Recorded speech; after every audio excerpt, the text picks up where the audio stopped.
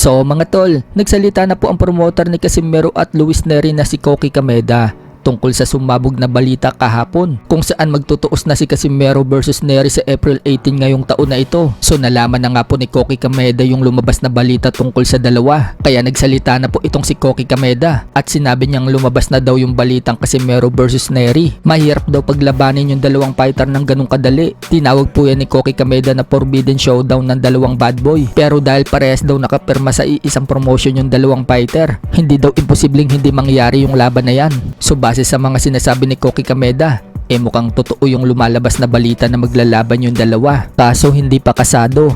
Maaaring nasa negosasyon pa rin yan. Ang hinihintay na lang natin yung official announcement na manggagaling sa kanya. Dapat nga, promoter ang una mag-a-announce ng laban na yan. Kaso may mga nauna pa sa kanila. So sana wag lang maudlot. At sana matuloy talaga yan. Pagdating kay Casimero, gusto talaga na itong kalabanan si Luis Nery. Pagdating kay Nery, ayaw naman talaga niyang labanan si Casimero. Pero malay natin, nag-offer itong si Koki Kameda na malaking bayad at mapapayag nila itong si Luis Nery. Sa kabilang banda naman mga tol, former 2 Division World Champion Stephen Fulton gustong makalaban si newly crowned Unified Super Featherweight World Champion Emmanuel Baquero Navarrete. Nakikita siguro ni Fulton mga tol na kayang-kaya niya talunin ang estilo ni Navarrete.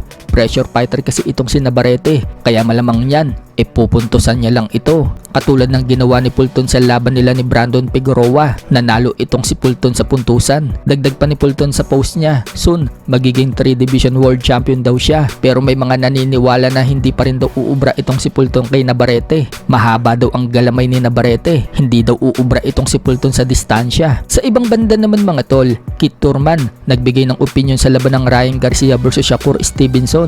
Wika ni Thurman, very defensive fighter daw itong si Shakur at skillfully offensive, pero at least may power naman daw itong si Ryan na magagawa kay Shakur. So ibig sabihin lang mga tol, para kay Thurman, balanse ang labanang yan. Kung sakaling matuloy, pwedeng manalo itong si Ryan Garcia, pwede din si Shakur Stevenson. Sa ibang banda naman mga tol, bago ibulgar ni Jillian Ward ang part 2 ng Mystery Man niya sa nagtrending niyang video dati na Big Guy, napastok pala dati ni Boy Abunda itong si Jillian Ward tungkol sa Mystery Man. Diyan nga po sinabi ni Jillian Ward na nanliligaw umano sa kanya itong Mystery Man at sinabing malaki daw ang pag-asa nito. Sa 1 out of 10, sinabi ni Jillian, 10 at 11 daw ang pag-asa ng guy na nanliligaw sa kanya. At yun nga, si Emma Bacosa Pacquiao pala yung lalaking yon. Ni-reveal nga po ni Jillian Ward nang gawa niya ng part 2 yung video pagkatapos ng laban ni Eman sa Bohol City. Kaya wag na tayo magtataka mga tol na maging sila na sa mga susunod.